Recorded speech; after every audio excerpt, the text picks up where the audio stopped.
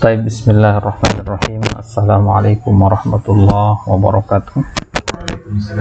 Ikhwani fiddin, rahimani wa rahimakumullah. Kembali kita lanjutkan syarah kitab Salasatul Usul wa Adillatuha li Fadilati Syekh Shalih ibn Abdullah ibn Hamad al-Utsaimin hafizahullah ta'ala.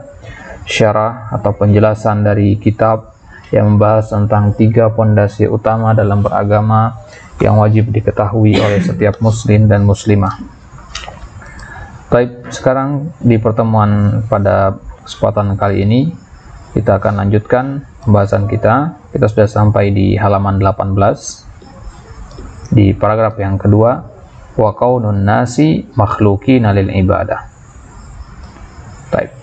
Jadi di sini kita sedang membicarakan perkataan dari musannif ya, yang beliau mengatakan di situ bahwasanya an-nas jami'an ma'muruna bi ibadatillah. Manusia itu semua diperintahkan untuk menyembah Allah, dan kita bawakan dalilnya wa ma khalaqtul jinna wal insa illa liya'budun.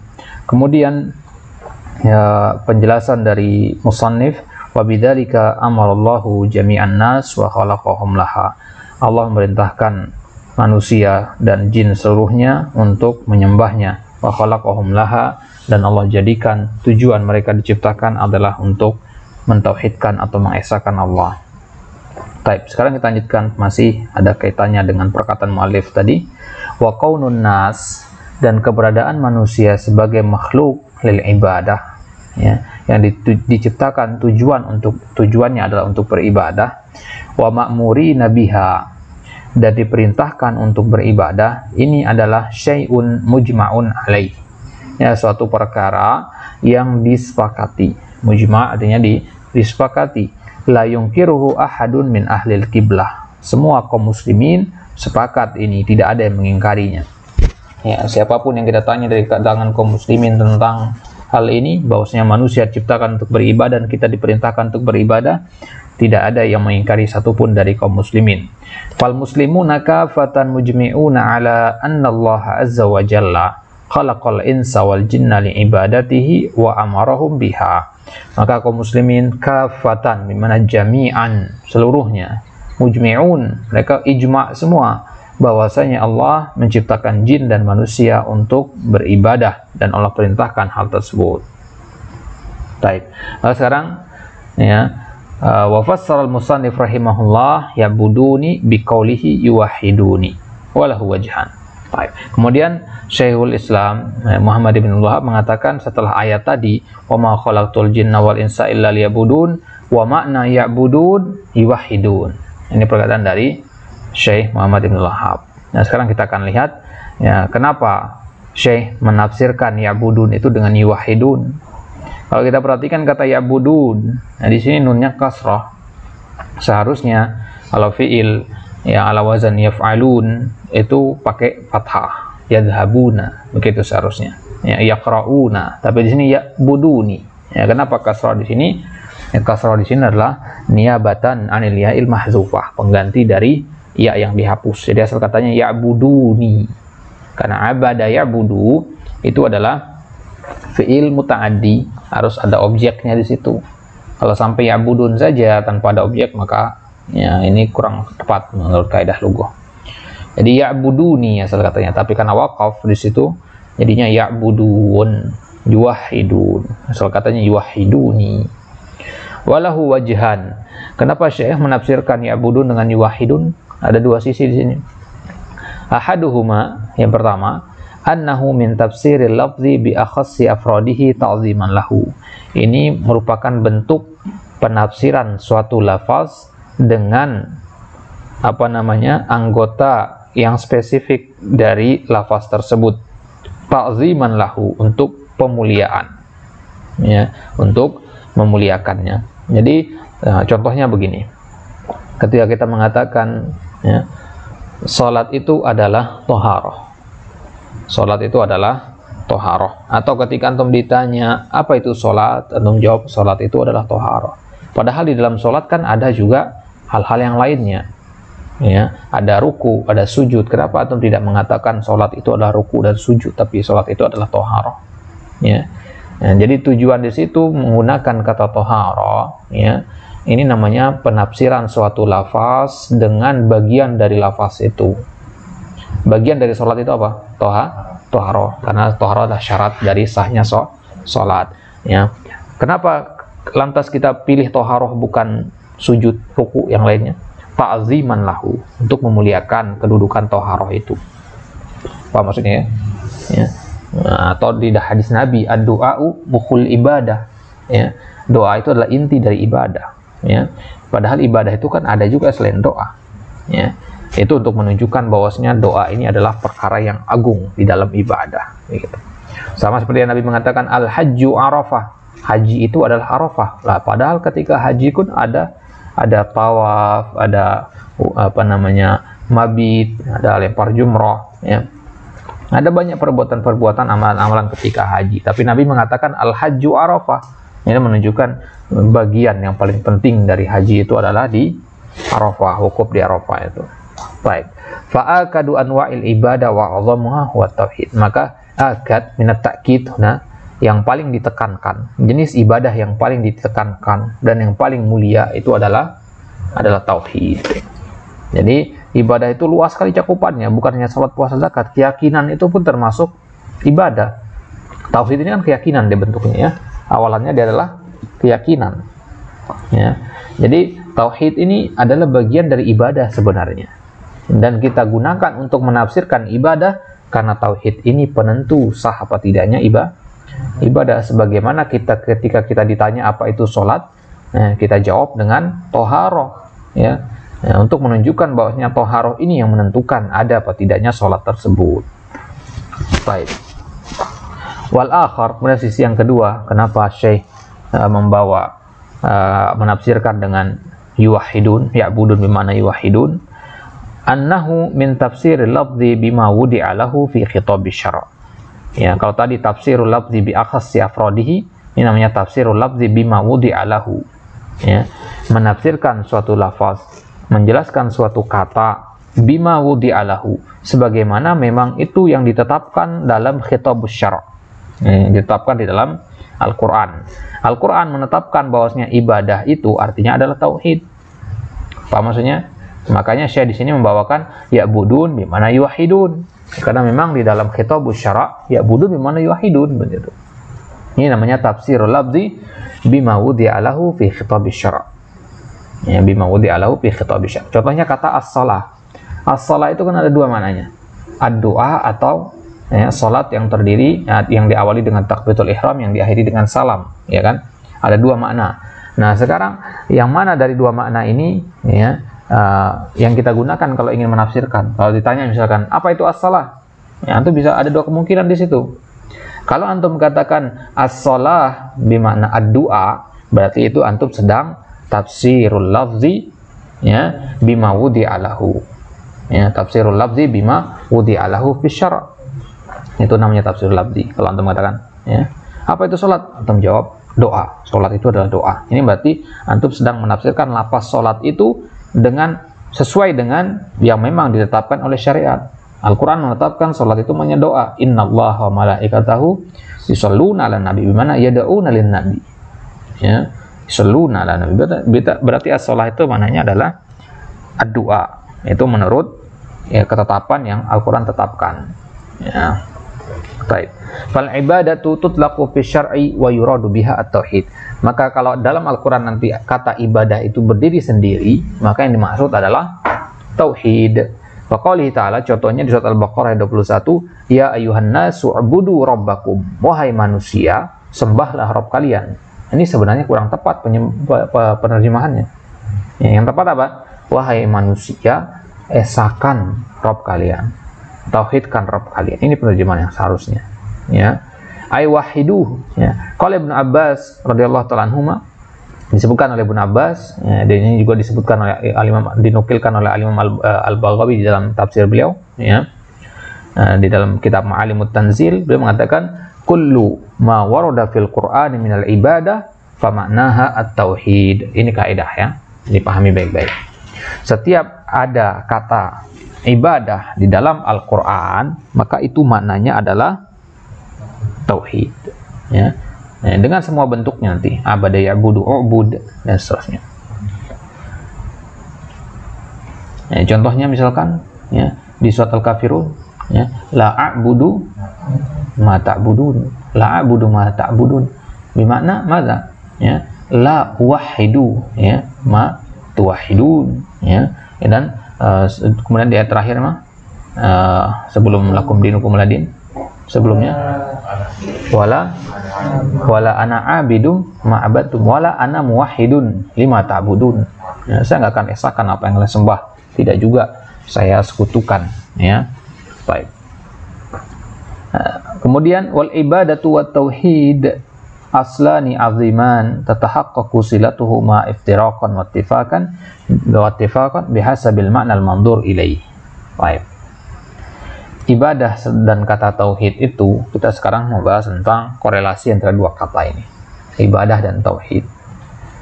Ibadah dan tauhid secara umum dia adalah dua asal, dua pondasi yang agung, yang besar.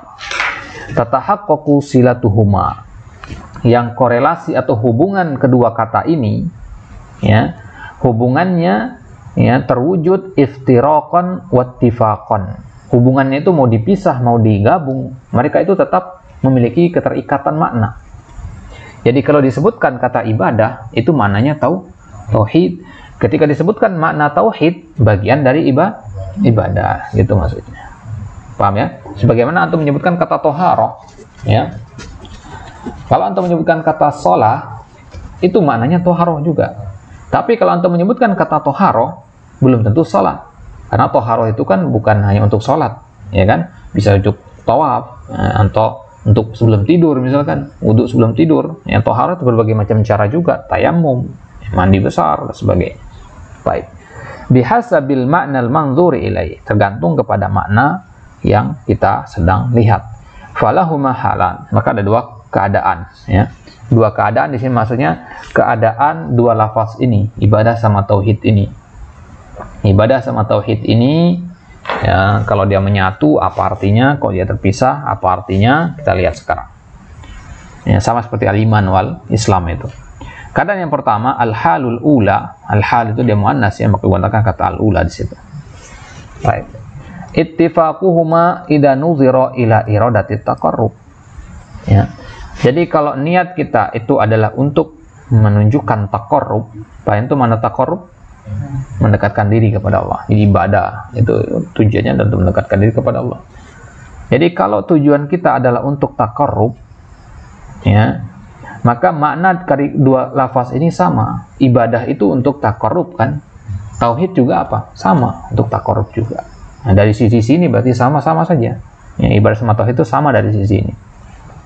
Ai qasdul qalbi ilal amali taqarruban ilallah. Ini maksud dengan taqarrub itu adalah qasdul qalbi, niat hati untuk melakukan suatu amalan, taqarruban ilallah, untuk mendekatkan diri kepada Allah.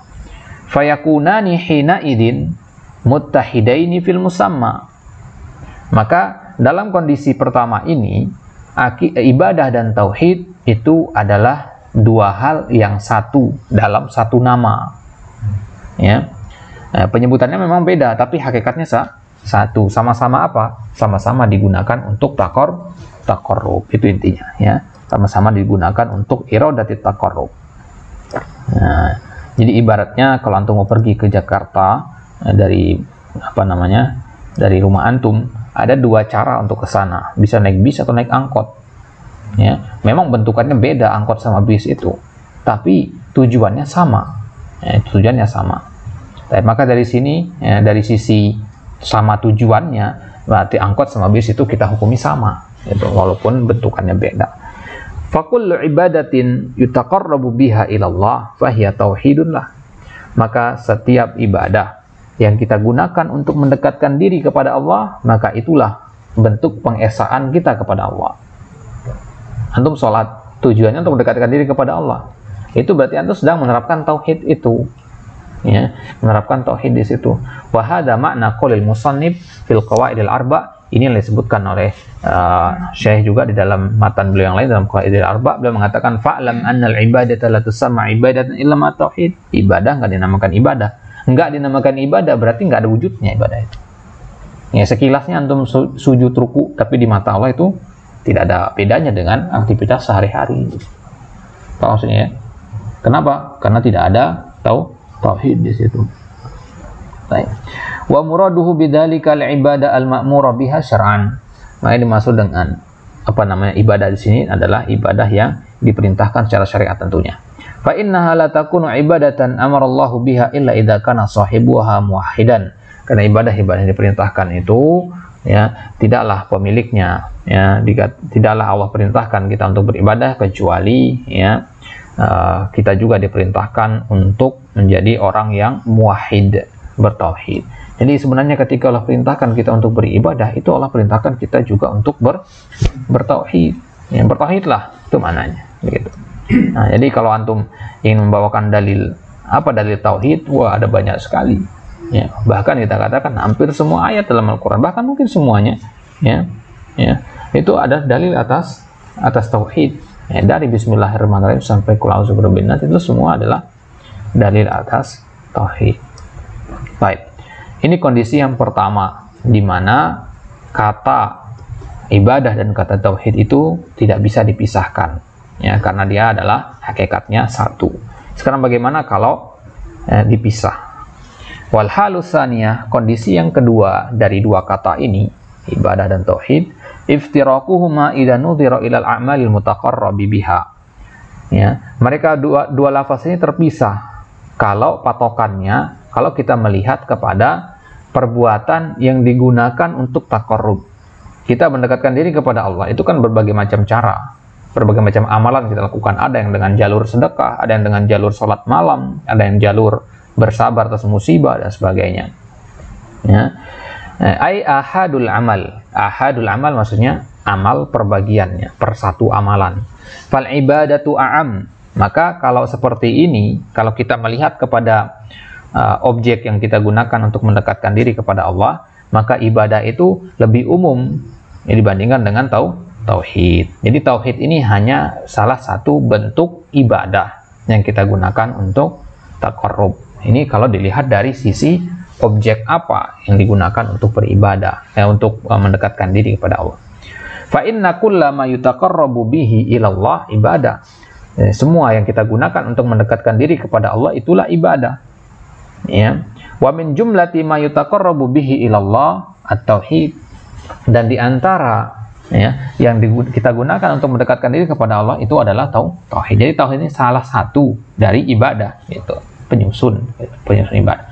Kalau kita katakan ibadah itu ada berapa sih? Ya, ibadah itu nggak bisa terhitung. Ya, karena Syekhul Islam Ibnu Taimiyah sendiri mengatakan, ya ibadah itu ismun jami', suatu penyebutan yang luas cakupannya. Ya, jadi antum tidur malam pun itu bisa bernilai ibadah. Kalau diniatkan agar bisa bangun salat malam. Antum baca kitab dengan tujuan untuk menegakkan kalimatullah, itu juga bernilai ibadah. Jadi semua perbuatan luas sekali, maupun perkataan, keyakinan itu bisa bernilai ibadah di sisi Allah. Tergantung kepada an-niyat. Innamal a'malu binniyat. Baik. Jadi semua yang kita gunakan untuk mendekatkan diri kepada Allah itulah yang disebut dengan ibadah. Tapi tidak semua ibadah itu adalah tauhid. Paham maksudnya? Karena tauhid itu hanya satu dari sekian jenis ibadah. Baik. Wa huwa mukhtassun bihaqqihi subhanah. Dan yang namanya tauhid ini, dia bagian yang paling penting dari ibadah, dia bagian yang paling spesial. Kok dikatakan spesial? Karena dia mukhtassun, khusus berkaitan dengan hak Allah Subhanahu wa taala. Fa hadhihi yasilah bainat tauhid wal ibadah. Inilah silah, korelasi, hubungan antara tauhid dan ibadah. Yattafiqani taratan wa yaftariqani taratan ukhra. Ya, kadang dia maknanya sama, ibadah sama tauhid, ibadah artinya tauhid, tauhid artinya ibadah. Terkadang juga terpisah, masing-masing punya makna yang berbeda-beda. Apa maksudnya? Nah, ini yang disebut dengan istilah iza jitama'a iftaraqa wa idza iftaraqa ijtama'a, gitu. Ya. Baik. Ini makna dari al-ibadah dan kata at-tauhid ini. Nah, maka dua kondisi ini, al-halul ula sama al-halus tsaniyah ini tergantung dari sisi mana kita melihatnya. Ya.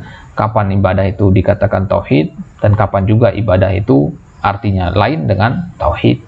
Ya, kita lihat dari sisi yang berbeda. Nah, kalau misalkan Anda tulis di papan angka 6, ya, kalau Antum melihat dari depan itu angka 6. Tapi kalau melihat dari arah sebaliknya itu angka 9, ya kan? Jadi hanya beda perspektif saja, gitu. Kalau ibadah sama tauhid itu Antum melihat dari sisi tujuannya, maka sama aja. Karena tujuannya sama-sama ke Jaksel, ya, walaupun kendaraan yang dipakai berbeda. Jadi ibadah sama tauhid itu sama. Tapi kalau kita melihat dari sisi jenis kendaraannya yang kita gunakan untuk pergi ke Jaksel itu, maka ibadah sama tauhid ini beda. Ya, ibaratnya angkot sama bis. Ya, angkot antum bayarnya 3.500, ya, bis antum bayarnya 3.000. Ya. Nah, jadi beda bentukan begitu, ya. Itu kalau kita melihat dari sisi alatnya, dari sisi amalan yang kita kerjakan. Fattifaquhuma fi iradati taqarrub.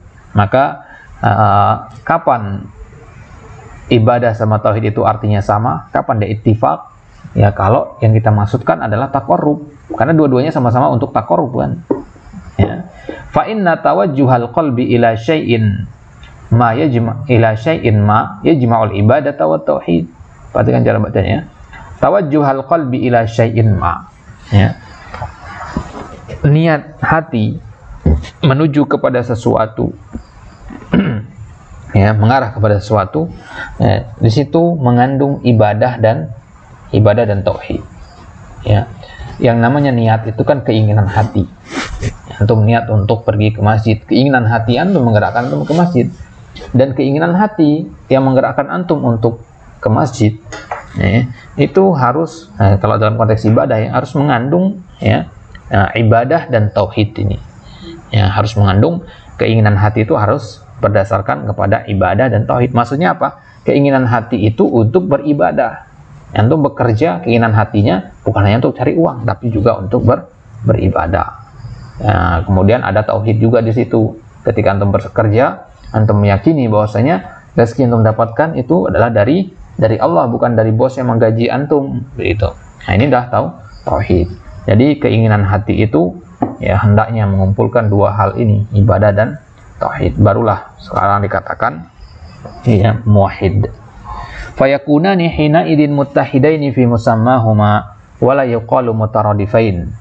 Nah, dikatakan muttahid. Muttahid itu artinya satu, ya. Tidak dikatakan mutaradif. Karena kalau mutaradif itu artinya sinonim. Dia beda, yang cuma memiliki kemiripan. Ya. Makan dan mengkonsumsi, ya, ini namanya mutaradif. Apa maksudnya, ya? Ya, mutaradif namanya. Tapi nggak sama. Ya. Makan, ya, itu rutinitas. Mengkonsumsi, makan itu benda padat tentu makan.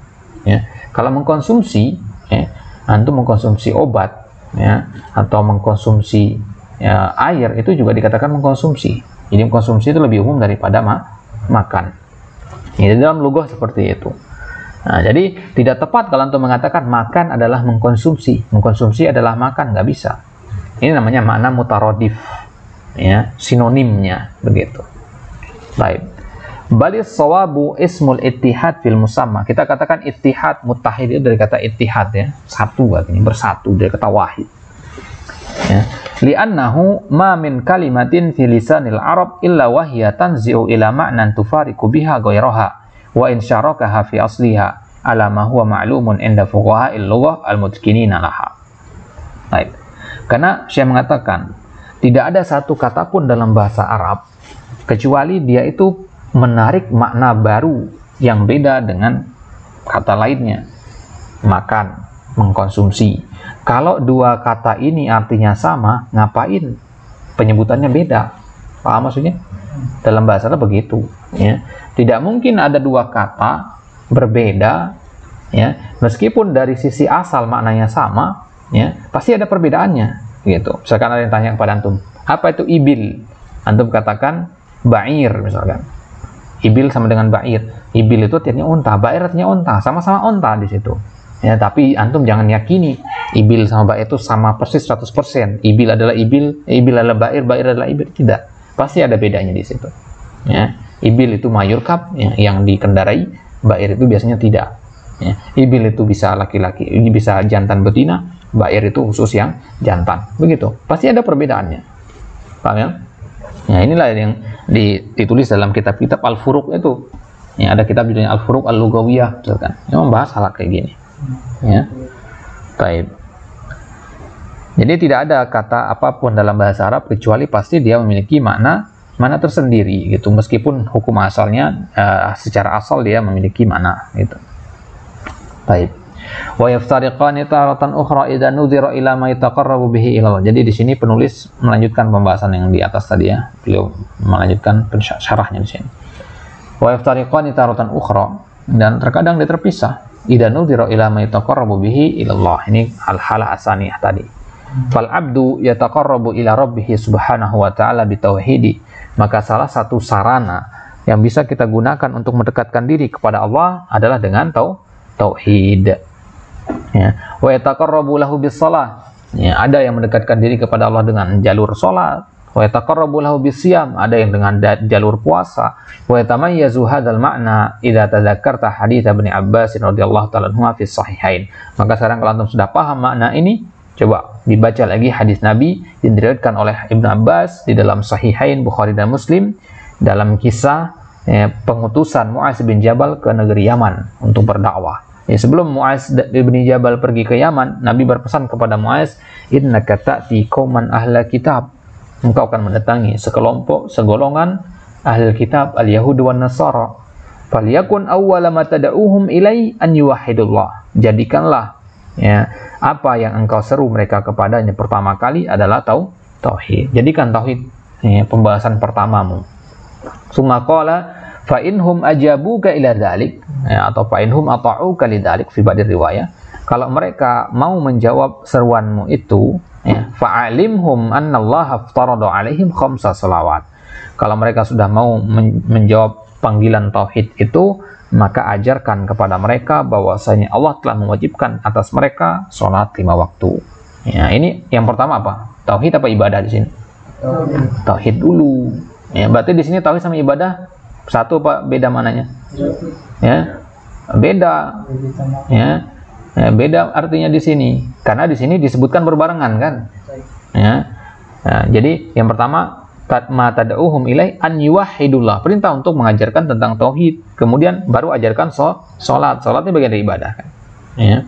Jadi ibadah dulu, tauhid dulu, baru kemudian ibadah. Berarti tauhid di sini maksudnya adalah amalan hati. Ya, salat itu amalan badan. Jadi dakwah itu ya, kita mulai dengan memperbaiki hati dulu. Antum masuk ke daerah langsung ngajarin orang sholat, jangan dulu, perbaiki keyakinannya dulu, ya. Perbaiki keyakinan, ajarkan tauhid dulu, ya.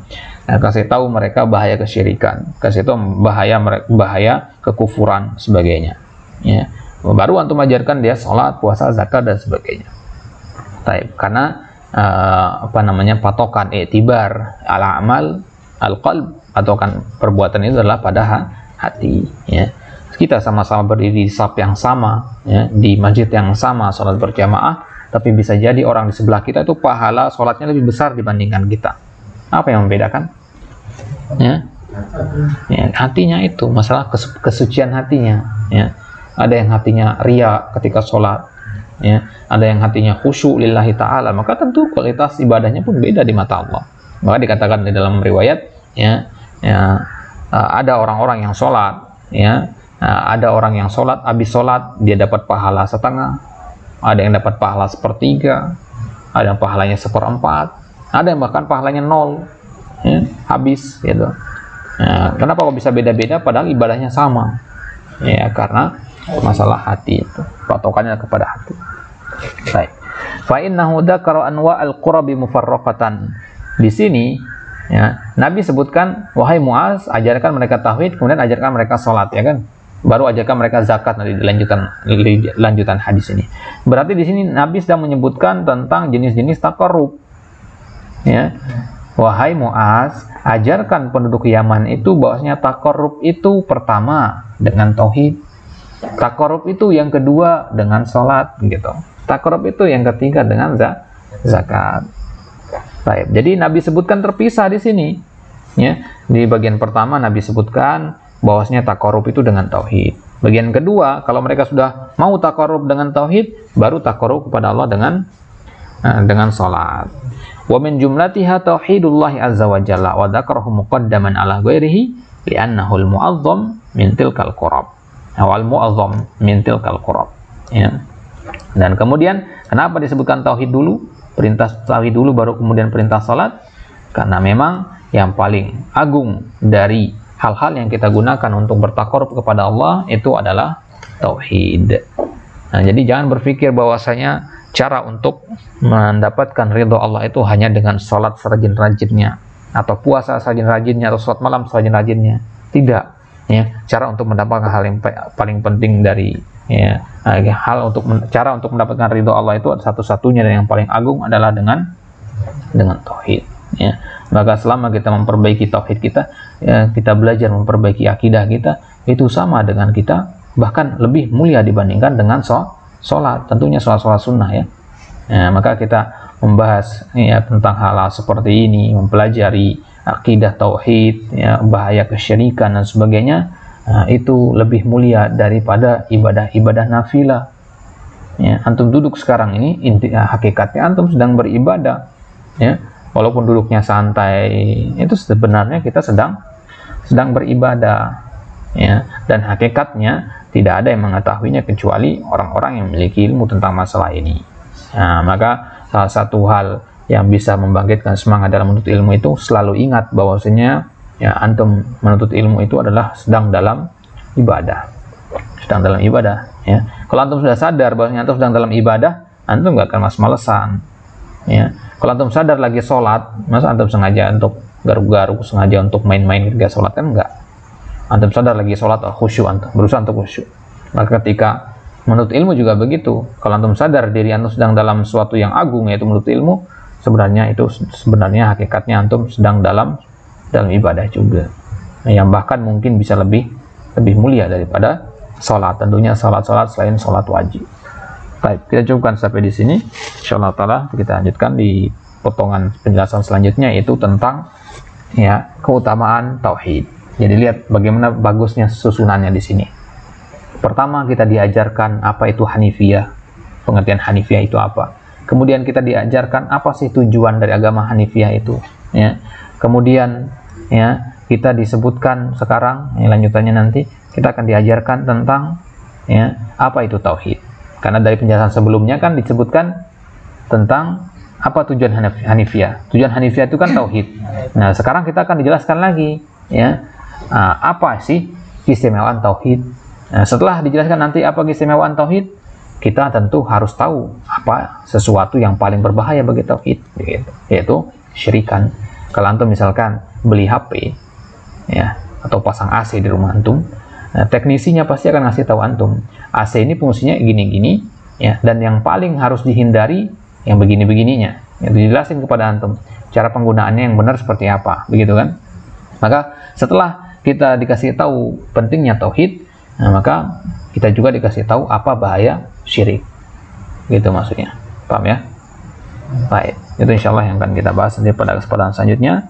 Kalau sudah selesai dari pembahasan itu, barulah nanti kita masuk ke pembahasan tentang ibadah, pembahasan tentang usul salasah. Baru kita masuk ke inti dari kitab ini. Jadi yang apa kita bahas sekarang ini dan pertemuan besok ini masih di muqaddimahnya. Kalau sudah selesai nanti pembahasan ini, kita masuk ke 3 pondasi, itu mengenal Allah, mengenal agama, dan mengenal Nabi. Kita akan bahas satu persatu, masing-masing terperinci nanti beserta dalil-dalilnya. Apa saja jenis-jenis ibadah kita bahas. Selesai dari 3 ini selesai. Jadi kitab ini mengenal Allah, berarti kita mempelajari tauhid yang 3 itu. Dan mengenal agama, berarti kita mempelajari ibadah-ibadah apa saja dalam Islam. Ibadah-ibadah ada al-khawf, ar-raja, at-tawakkul, itu semua akan kita bahas insyaallah. Kemudian yang terakhir nanti tentang sejarah kehidupan Nabi. Jadi juga kita mempelajari mengenal Nabi juga di sini. Tentunya hanya sekilas saja karena ini bukan buku sirah ya. Kalau penjelasan lengkapnya antum bisa rujuk ke kitab-kitab sirah. Baik, wallahu taala alam. Wassallallahu ala nabiyina Muhammad wa ala alihi wasallam wa akhiru da'wana alhamdulillahirabbil alamin. Wassalamualaikum warahmatullahi wabarakatuh.